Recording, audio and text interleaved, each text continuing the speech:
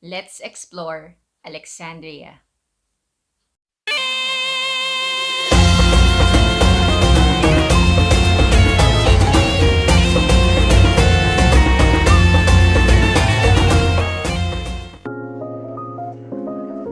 I sat down to rest the 3-hour journey from Cairo.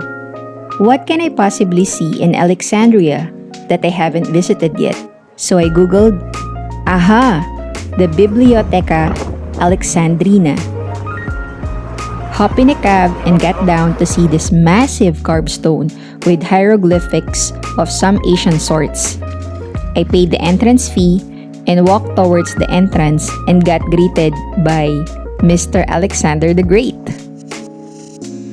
Stepping inside, I saw old machines for printing in a size of a car. The agricultural design was one of a kind, and I was in awe how massive this place was.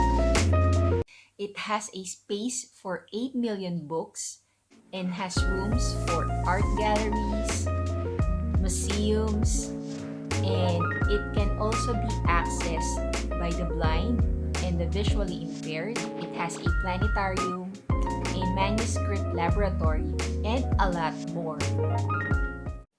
Here, trying to be a genius, and I even saw Mr. Jose Rizal, our national hero in the Philippines. I check the time and I say, perfect for sunset watching at the Citadel of Kebbi Bay.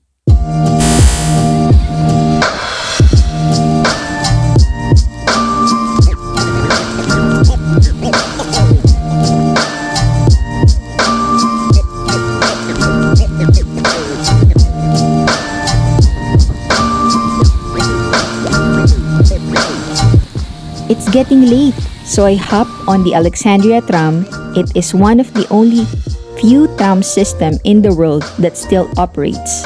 Got down from the tram To ride this skeptical old school elevator and to check in this Bridgerton-inspired hostel with a view of the busy nights of Alexandria.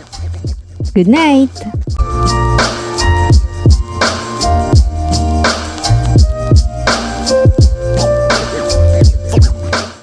The next day is a wonderful day, greeted with this beautiful view. Time to get going as I walk to the Citadel of Kebbi Bay.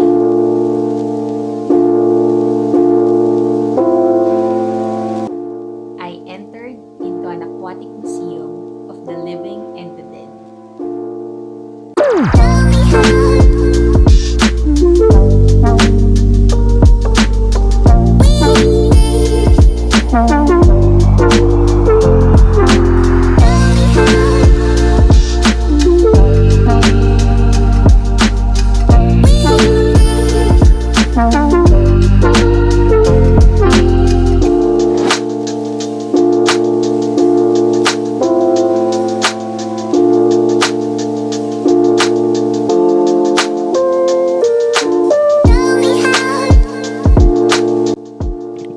It's nice seeing different fishes, turtles, taxidermy of an Egyptian, a shark, crocodiles, and a lot of bones, massive bones. And here is the Citadel of Kebbi Bay, a 15th century defensive fortress located on the Mediterranean Sea coast. Oh, I'm not posing. It's just so hot I don't want to get burned. Seriously, this is one of the many prison cells. Just admiring the works of the edifice's mason on these bricks and some sorts of rocks.